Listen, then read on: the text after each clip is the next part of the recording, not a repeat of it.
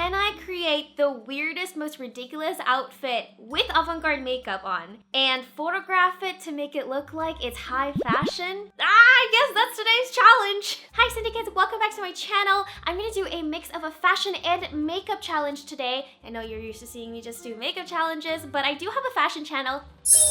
If you haven't seen it yet, you should go subscribe to that. Today I'm going into my closet and putting together the most ridiculous outfit I can come up with. And then I'm going to pair a makeup look with it. Oh god, it seems like a lot of work. And then I'm going to photograph myself and turn it into a magazine editorial cover. And then you're gonna vote if it was a train wreck or if it was high fashion. But you may be asking, like, what brand are you gonna be emulating? I wanted to create my own crazy brand that doesn't exist yet. And I want to call it YJC, manifesting that one day it could become a brand on its own. And why would it be called YJC? It's because it's actually the initials of my legal name. Whoa, your name's not Cindy. My legal name is Chen, which in English is written as Yi Chen. I don't know why it's a J instead of an R, don't ask me. Because I'm Taiwanese and I was brought up in the Philippines and I went to international school, a lot of people couldn't pronounce my name. So everyone had a nickname that other people could pronounce, and mine was Cindy. So Cindy stuck with me all my life. I very much identify with Cindy. I do not want to be called anything otherwise. My parents don't even call me anything but Cindy now, and that's totally fine with me. But I feel really bad that my legal name is not being used anymore besides for my documents. So I wanted to somehow bring it into the light, empower it again, and call my brand YJC. My fake brand, because it doesn't exist. And without further ado, let's get started.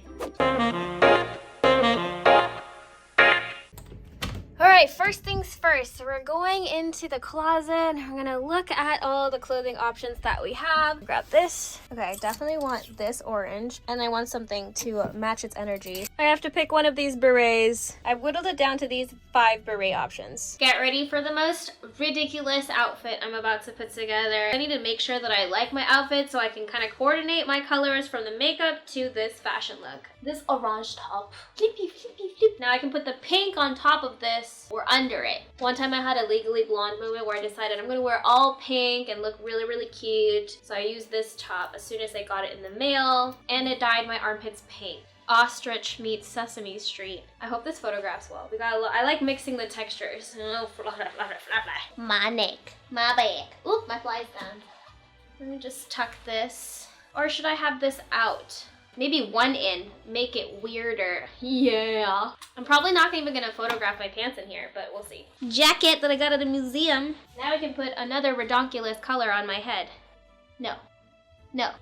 How do I look? I swear I look so much cooler with makeup. What if I wear the jacket like this? Like all the cool kids do. Yeah, I think that works. It's also very hot. There's a lot of layers going on. Ow, where's the hole? Nice, nice. This will be the outfit I put on at the end. I'm gonna take all this off and reset so I can do my makeup. Today, I'm gonna show you how to make dots with this thing. Swipe, and then whee! Oh yeah! Let's try it with makeup. We're gonna try this out with flash color paints. I'm using the one from Makeup Forever. I think I'm gonna use my neck as a starting point. Okay, I don't know if this is gonna work. Let's try. I gotta do this. And now we're gonna try to transfer this onto my face. Did it work? I don't think it worked.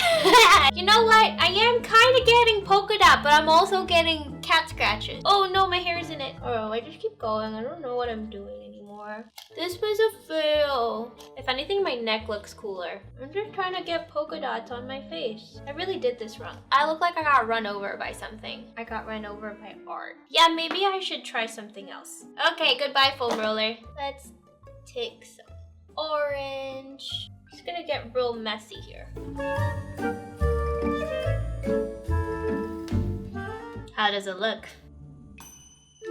Let's powder this. Okay, here I got a bit deep into my process, so I'll explain what was going through my brain for the rest of the makeup design. Firstly, I took a teal pencil liner to offset all the warm colors on my face to bring in some contrast, and then I concentrated the designs on areas that would accent my features since the initial base and powdering kind of flattened out my face. Then I went into using a navy, almost black liquid liner on my eyes to draw attention to them, but also slightly make it more sketch-like. I wanted more texture, so I went between a white pencil liner to add highlights and a brighter water-activated paint like green or white using a brow brush to create that scratchy texture. Finally, I decided to add a hot pink liquid lip orange pigment on areas around my eyes to increase saturation and finish with falsies. Initially, I had this design called Indecision, saved up for a completely different look, but I decided to combine that style into this look while tweaking the colors to match my outfits. So instead of the colors you see on the screen, I used a base of pink, orange, and beige, which frankly is a horrible combination on olive skin, and I grabbed accents of royal blue, white, lime green, teal, and black. I want to do something interesting with my hair, but I'm gonna have to leave this camera to do it. Be right back. Yeah! I went a little bit crazy here, but I wanted to use my hair as part of the art. And let's keep going. Let's put gold beads. I gotta put these earrings back on too to see how this looks. Some gold pearls come in. I'm gonna put them at the ends. I'm gonna use the big one so it's really obvious. And then finally, I'm gonna add just a little bit gloss. Let's put the outfit on.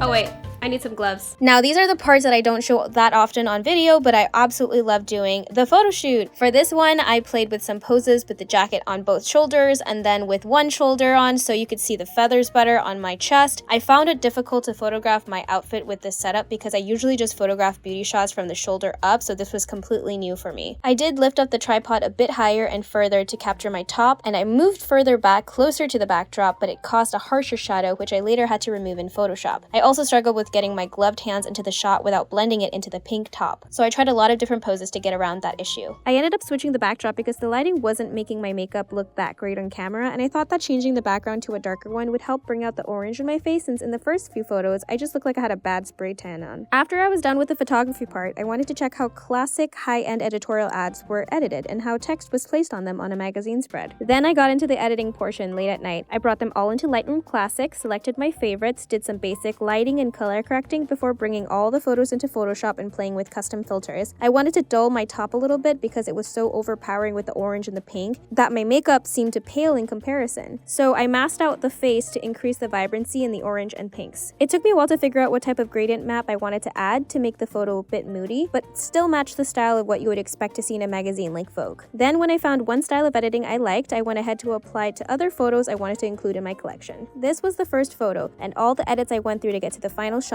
I cropped it a little, tried some colors in the corners, but ended up deciding to take it out and just make the whole background brighter to get rid of that shadow. Besides touching up the beret to get rid of some lint and darkening the black eyeliner that reflected a bit of my studio lights, I didn't really change anything else about the makeup. I just want to see how this makeup look stands on its own. Undress! I don't know about you, but I'm loving this look so much more without any of the extra clothes on. Just bare shoulders and hair pulled back. It's giving me avant-garde Betty Boop. Now let's see the photos in 3, 2, 1.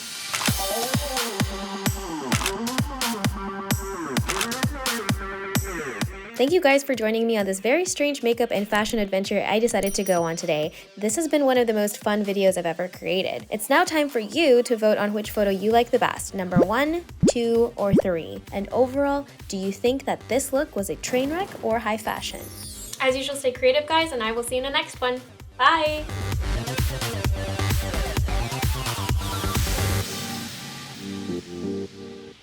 Ow! Moving my face hurts.